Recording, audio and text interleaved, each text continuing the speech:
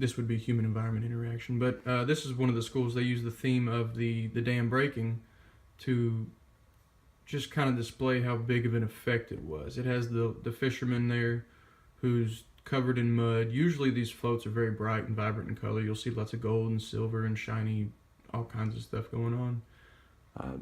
This one is a little more, it's just brown. And for a reason. It's supposed to represent the hardship necessarily that it brought, that the dam brought by breaking one of the major rivers in the area. And just, it's supposed to bring some thought to it, kind of let people know what's going on who may not know otherwise. And the Sambadrome, this is where they actually perform the samba schools in Rio. It was built in 1984 with the sole purpose of hosting this in Rio, hosting the Carnival. It's very large. It's a half-a-mile long runway with stadium seating on both sides. And again, this is where those 12 special groups perform.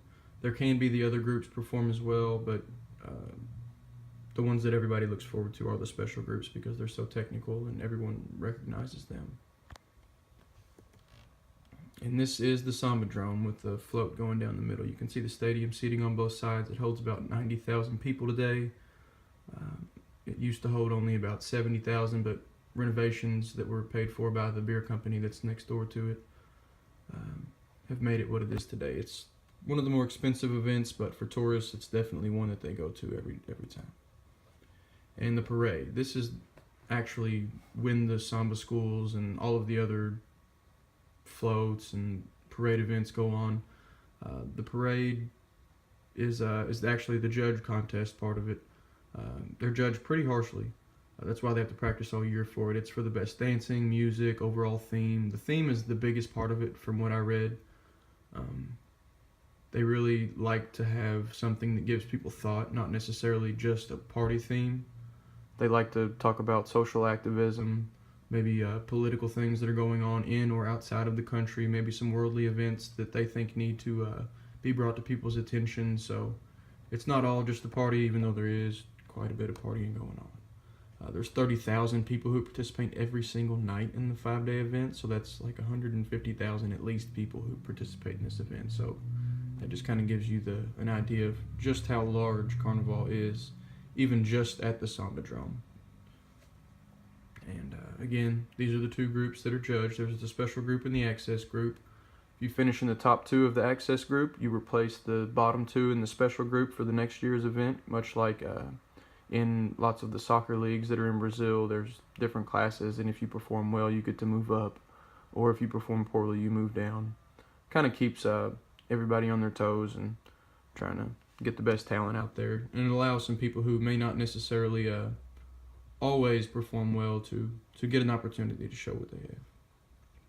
Each routine takes about an hour and a half. I read it takes about 80 to 90 minutes. And it's not uncommon for the event to go on until 6 in the morning sometimes. So prepared to be there for a while. And this is what one of the samba parades might look like. This is all one school that's going through there right now, through that half a mile. You can see all the way at the back. They have another float that hasn't even barely started yet, and they're almost done. So it is a very long event, like I said, with thousands and thousands of people in each school. And this is the drag queens. The main time that the drag queens are displayed is the Tuesday night. There's lots of clubs that have beauty pageants, contests with these drag queens. It's one of the things that people recognize the most about Carnival whenever they hear the words Carnival. It's on the Fat Tuesday, which is the night before the event is done, and it creates a pretty raucous crowd from what I was reading. And they're also the king and queen of the event. The king is named King Momo. He is the Latin American king of festivities throughout many Latin American cultures. He's represented by a very large man. They choose a different guy every year. He's given a key to the city to symbolically start off Carnival, much like the torch would be lit for the Olympics. He's the leader of the party. He kicks off all the different balls that happen, all the different events. And he used to be represented by a large papier-mâché doll that they would burn at the end of the event, but due to safety concerns, they've quit burning it. And there's also the queen, who's a woman that is chosen through beauty contests and talent contests as well. She's very much like the king in that she just kind of keeps the party going. She kicks off a lot of events. She's supposed to be very personable though, whereas the king is more stoic in manner. He kind of stays to his own. The queen is supposed to be out partying with the people. And this was the queen from 2015. I chose her because she was the only one who didn't have her boobs out. And then there's like I said, there's lots of balls that the king and queen may kick off. You can think there's only 90,000 seats at the Sambadrome. Over 2 million people attend Carnival every year, so there must be other things to do.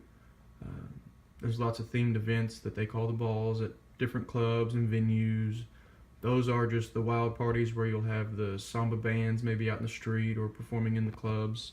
Or there could be the very sophisticated celebrity events where you could see Hugh Jackman was on there. Obviously, you got the Latin stars, Jennifer Lopez, all of them. So a very wide arrangement. You can spend $5 or some of them can spend all of their money. And then how it relates to the 5 themes. It really kind of embodies all of the culture that goes on in South America and especially Brazil. But it relates to all of the 5 themes in some sort of way. So let's try to relate those. Location, there's the absolute location and the coordinates. It's like I've said, it's in Rio de Janeiro. There are other locations where Carnival is held other than just Rio. There's some in Europe. There's one in New Orleans. It's supposed to be very large. All over South America. But the location of Rio being where it is in the slums of Brazil almost, where people really have not much else. This is such a big part of their life that it wouldn't be anything like what it is if you put it just about anywhere else in the world.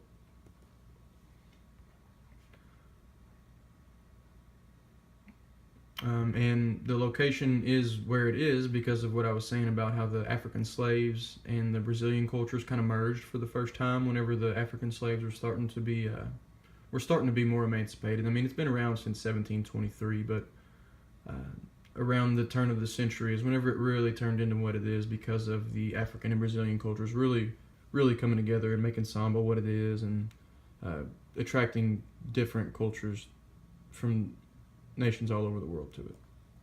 And here is a beautiful picture of the beach as you're looking up at, I believe that is, what do they call it, Sugar, I forget the name, it's Sugar something mountain. This is one of the more iconic areas in all of Rio. The sun coming up over the mountains or going down.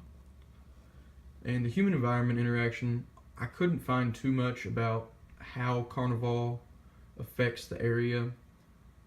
There was some speculation that I didn't really want to cite because it wasn't very factual per se, but you could kind of speculate that the waters of Rio, well, it is a fact that the waters of Rio are very polluted. Everybody saw that during the Olympics whenever they were there, but it's hard to believe that it wouldn't come partially from Carnival. People defecate in the streets. Everywhere is a urinal from what I was reading. Beer bottles everywhere. There's just all kinds of trash all over the city, and no matter how hard you try to clean that up, especially on the beach, it's not going to happen. And there's also the case of noise pollution in the area, which has displaced animal populations. They used to be right up near the city in the forests that kind of surround it, the jungles almost that are in South America. Not so much anymore, and it was speculated that part of that comes from the 5 days of just constant noise. Decibels way above where they normally are. So there's noise pollution, there's water pollution, and the place. Rio is home to many of the most well-known beaches on Earth. The one that most people have heard of is Copacabana. There's also those mountains, I forget the name of the sugar one, but the most well-known one at the top of it has Christ the Redeemer, which is probably the most well-known landmark that you will see in all of Rio. And there's a picture of Christ the Redeemer with all of the tourists below it. You can look at the people down there just to kind of get a scale of how large it is and how big of an undertaking it was whenever it was erected years ago. Kind of crazy. And movement. There's definitely some movement going on during Carnival. People moving in and out of the city. Over 700,000 foreigners from other nations come into Rio just for the festival for the 5 days. That's such a large number of people that they say it brings in about 750 million US dollars to the economy in just those 5 days. That's a pretty staggering number. And it also says that 2 million people attend the event every year. That could be locals, foreigners, people from neighboring nations, different things like that. But that's quite a bit of movement that's going on. And the region that it takes place in is obviously South America, which is partially where you get, it kind of makes Carnival what it is because of the culture that is in South America. There's no other culture like what's in South America, especially the Brazil area. It's just they have a much more fun-loving culture than especially we do here in America. There's some maybe European countries that are similar, but especially in the favelas where they don't have regular jobs and things like that, it creates the perfect storm for Carnival. And those are just the citations. So with that, I will end this video, and I do thank you for taking time to watch it.